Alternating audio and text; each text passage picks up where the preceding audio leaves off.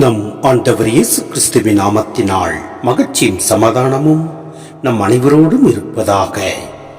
1 யோவான் 2:1-6 முடிய. என் பிள்ளைகளே, நீங்கள் பாவம் செய்யாதிருக்க வேண்டுமென இதை நான் உங்களுக்கு எழுதுகிறேன். ஆயினும் ஒருவர் பாவம் செய்ய நேர்ந்தால் தந்தையிடம் பரிந்து பேசுபவர் ஒருவர் நமக்கு இருக்கிறார். அவரே மாசற்ற இயேசு கிறிஸ்து. நம் பாவங்களுக்கு கழுவாய் அவரே. நம் பாவங்களுக்கு மட்டுமல்ல, அனைத்துலகின் பாவங்களுக்கும் கழுவாய் அவரே. அவருடைய கட்டளைகளை நாம் கடைபிடித்தால் நாம் அவரை அறிந்து கொண்டோம் என்பது உறுதியாக தெரியும்.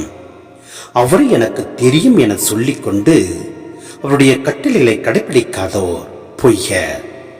உண்மை அவர்களிடம் இராது. ஆனால் அவரது வார்த்தையை கடைபிடிப்போரிடம் கடவுளின் அன்பு உண்மையாக நிறைவடைகிறது. நாம் அவரோடு இணைந்து இருக்கிறோம் என அதனால் அறிந்து கொள்ளலாம். அவரோடு இணைந்திருப்பதாக கூறுவோர் அவர் வாழ்ந்தவாறே வாழ கடமைப்பட்டவர்கள். சிந்தனை: பாவம்தான் இறை உலகிற்கு முதல் எதிரி. எனினும் பாவம் யாரையும் விட்டு வைக்கவில்லை. சிலர் நாண உணர்வினால் தாங்கள் பாவத்திற்கு அப்பாற்பட்டவர்கள் என்று கூறி பாவத்தில் உழல்கின்றனர். பிறர் வலுவின்மையால் பாவம் செய்கின்றனர்.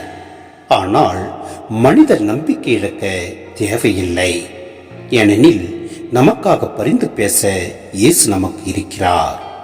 யோவான் நற்செய்தியில் தூய ஆவியின் மேல் ஏற்றி கூறப்படும் இச்சொல் பரிந்து பேசுபவர் இங்கு எபிரேயர் திருமுகத்திலும் இயேசு மேல் ஏற்றி கூறப்படுகிறது. இயேசுவே பாவங்களுக்கு கழுவாய் ஆகிறார். பலிகள் பாவங்களை போக்குவதாக மக்கள் நம்பினர்.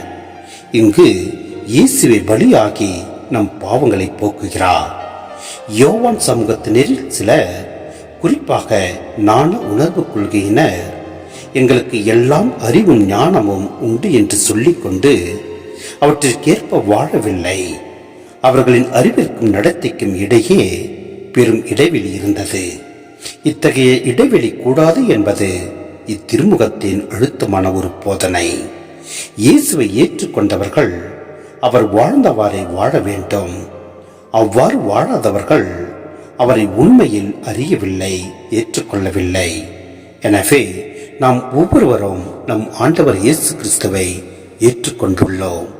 அவரை போன்று நாம் வாழ முயல்வோம். எல்லாம் அல்ல இறைவன் நம்மை நிறைவாய் ஆசீர்வதிப்பார். ஆமென்.